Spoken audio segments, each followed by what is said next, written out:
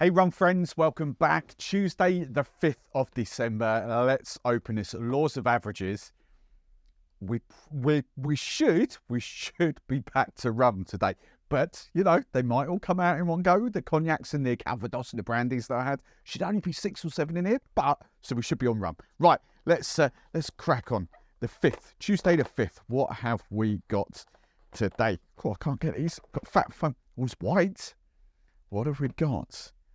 Copalli, interesting. Let's hold that up. Let's hopefully get that on the close-up. Now, Copalli for me, I have had, but it was kind of, you know, where are we? It was probably about 8 or 9 months ago, and I wasn't overly impressed with it then. It was one of my members, I think, that sent it to me. I can't quite remember who sent it to me, but I did have that, and it was a bit sort of wishy-washy, but I remember adding this now that I've done it because I wanted to give it a fair go after I'd been through sort of Martinique and the sugarcane juice and all that, because Copalli is a cane juice rum. So let's give you the Master of Malt price before I dive in and taste it. $33.99 is how much you would pay on Master of Malt if you wanted a full bottle of this. It is a 42% ABV rum. That converts, so this is how much we pay in the UK. That converts to, rounded up, 43 US dollars, near as damn it, 40 euros, 65 Australian dollars, and 50, rounded down, 58 Canadian dollars. So again, you know, I don't know how that translates around the world, but that is the equivalent of what we pay for Copalli, is 70 CL here in the UK. So I definitely don't need a brandy snifter today, so that can go to one side. Let's crack this and put this in the glass. The only thing I don't think I mentioned just then was, let's do half that bowl, so 15 mil. These are 30 mil drams, in case I haven't said that before. The only thing cool. This grassy, wow. There's that grassy vegetable note coming straight off there. And that hasn't even gone anywhere near my nose yet.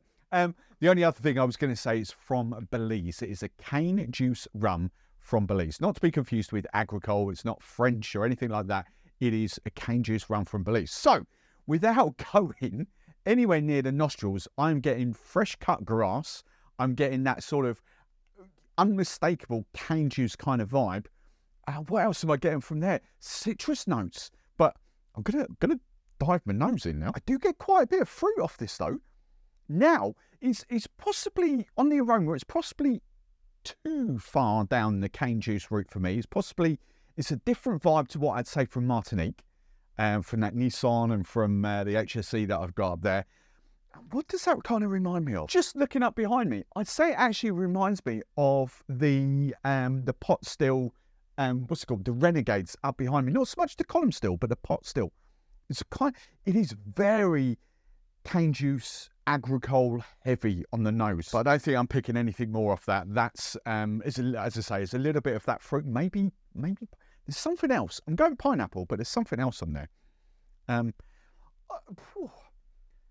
This is an intriguing one. That reminds me of the aroma that put me off agricole and cane juice like a few years ago.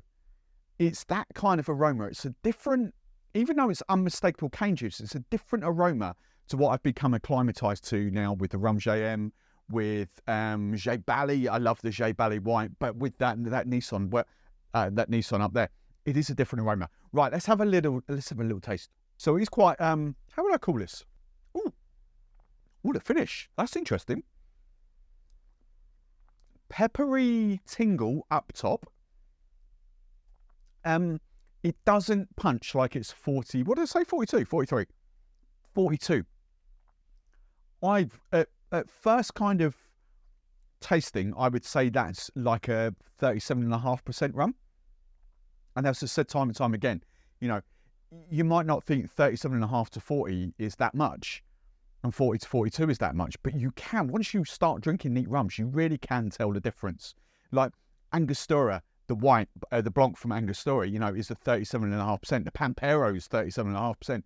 You can really taste they're not 40%ers. I struggle a little bit between 40 and 42. 43, I do notice a difference. And then 46, I notice a difference again. This, for me, I would pick this at a lower ABV rum. Has got that peppery bite to it, but the finish lengthens out into pear drops. So, a couple of things here. Is it a bottle that I would invest in now at £34? I know this was on Amazon. This is why it went quite big. It was on earlier in the year. Amazon had stupid deals on this for like £25. And I think that's where it became, certainly in my sort of circles, it became a kind of a big deal, if you like. And that's just because Amazon Copalli were doing a big promo on Amazon for it. Would I buy that? It's a very interesting white rum. For me, it doesn't even come remotely close to what I kind of love. And I'm even looking up there at the Madeira rums up there. I think I've been calling Mauritius rums. It's not. I was having this conversation the other day. It's not that I'm dyslexic, but I do get my words jumbled up quite a lot, and especially when I'm filming this without scripts and stuff like this. So apologies to Harold and Hansa. I think I've called that lot up there Mauritius rums in the sort of the last few weeks or so, but they are Madeira. Anyway, it's not something I've become accustomed to enjoying up there. It certainly wouldn't replace any of that lot. And you know what? With that, even though it's cane juice, I much prefer, and it's a different vibe, I much prefer drinking the drop works, the funk drop and the clear drop to this. It's a different, obviously they're molasses, and this is cane juice. But the funk element that comes off of those, I think I do prefer this. So, summing up, it's an okay rum. It's probably a great stepping stone rum to get you into cane juice rums, into Martinique rums, if you're not used to them. You'd have to get past the aroma. But for me personally, there's nothing in there that goes, wow, I want that. It's a neat sipper. I think it would kind of get lost a little bit in cocktails, like in tea punches and stuff like that, where you want the character to come through. I'm still going to go for the Madeira. I'm still going to go for the Martinique rums behind me. That's lovely. It's delicious. It is not quite what I'm looking for. So I would sum this up as an entry point to cane juice. Yeah, I think that's where I'll leave that. I'll finish that. But yeah, mediocre, that one. Mediocre.